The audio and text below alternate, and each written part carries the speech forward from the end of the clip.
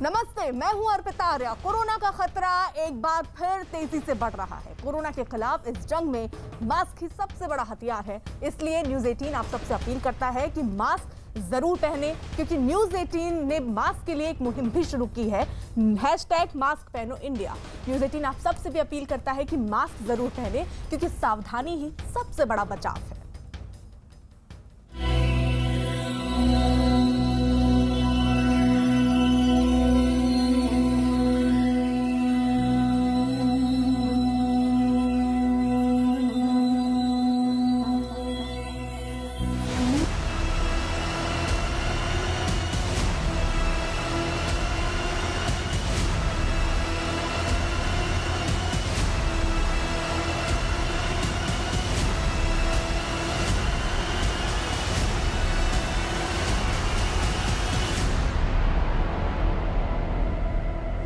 और बड़ी खबर आ रही है, कोरोना से जारी जंग को तेज करने के लिए पीएम मोदी ने chief of defence staff general Vipin Rawat के साथ बैठक की। उस बैठक में जनरल रावत ने सेना से हाल ही में रिटायर हुए मेडिकल अफसरों को कोरोना से जंग के लिए बुलाने की बात कही है।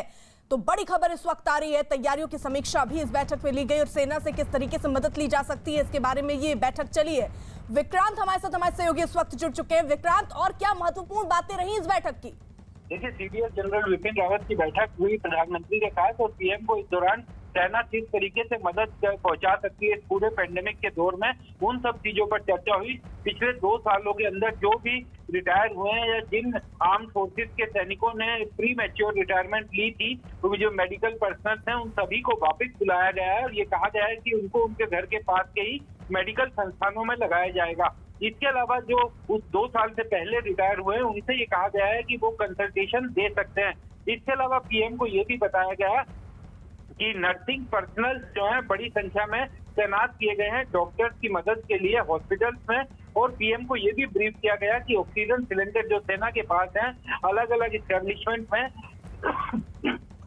माफ कीजिएगा, उन्हें बुलाया गया है हॉस्पिटल को देने के लिए।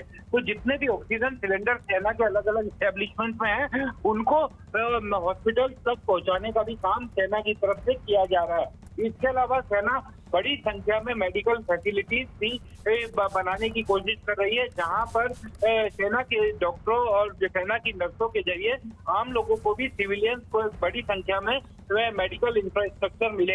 तो ये पूरी बैठक इस लिहाज से काफी महत्वपूर्ण रही कि सेना की क्या भूमिका रहेगी इस पेंडेमिक में, और सेना ने अपने पूरे संसाधन जो मेडिकल से रिलेटेड उनके संसाधन है वो पूरे सिविलियंस के लिए खोलने की बात कही है। अपने डॉक्टर्स का इलाज सिविलियंस के करेंगे और नर्सिस और जितने भी संसाधन हैं और ऑक्सीजन जो उनके अलग अलग इस्टेब्लिशमेंट में है वो पूरा अस्पतालों की तरफ डाइवर्ट करने की बात कही गई है।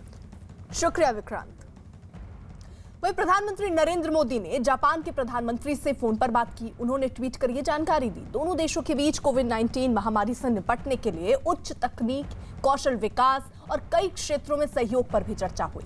भारत और जापान दोनों देश इस समय कोविड-19 महामारी से जूझ रहे हैं। प्रधानमंत्री नरेंद्र मोदी ने बाकायदा ट्वीट किया और लिखा कि जापान के प्रधानमंत्री योशिहिदे सुगा से फोन पर बात हुई। हमने दोनों देशों के बीच जारी कई द्विपक्षीय पहलों को समीक्षा की। हमने उच्च तकनीकी, कौशल विकास और कोविड-19 महामारी का साथ मिलकर मुकाबला करने और आपसी सहयोग पर चर्चा की। नीरज हमारे साथ, हमारे सहयोगी इस वक्त मौजूद है। यानी नीरज, देखिए, प्रधानमंत्री खुद ट्वीट करके इस बात की जानकारी दे रहे हैं कि जापान से वो सीधे संपर्क में है और किस तरीके के सहयोग दोनों देश एक दूसरे का कर सकते हैं उस पर भी नजर है। प्रधानमंत्री का ये कॉल बहुत महत्वपूर्ण रखता है, महत्व रखता है अपने आप में, क्योंकि जिस तरह से तमाम दूसरे देशों की तरफ से मदद के हाथ आए, चाहे ब्रिटेन की बात करें, अमेरिका की बात करें या फिर फ्रांस की बात करें, रूस की बात करें, ऑस्ट्रेलिया की बात करें, ऑस्ट्रेलिया और यूएस और ब्रिटेन ने तो कुछ मदद भी भेजी है। उसमें प्रधानमंत्री का जापान के प्रधानमंत्री से बात करना कहीं ना कहीं कोरोना संकट से जूझते दोनों देश और खासकर भारत जिस तरह के माहौल में अभी यहाँ तमाम चीजों की कमी है उससे निपटने में मदद के लिए ये एक कॉल था। और प्रधानमंत्री की ये कोशिश है कि आने वाले वक्त में, क्योंकि ये पूरा जो स्थिति है आने वाले दिनों में इस स्थिति में सुधार जरूर होगा, लेकिन आने वाले वक्त में कोरोना का संकट बना रहेगा, तो ऐसे में दोनों देश एक दूसरे का सहयोग करें।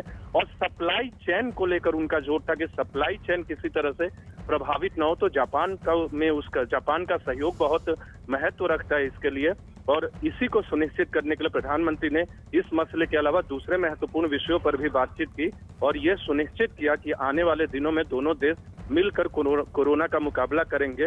और ये भी उम्मीद जताई कि जल्द से जल्द जापानी प्रधानमंत्री भारत का दौरा करें, क्योंकि जापानी प्रधानमंत्री ने हाल ही में अपना दौरा पोस्टपोन किया है। जी,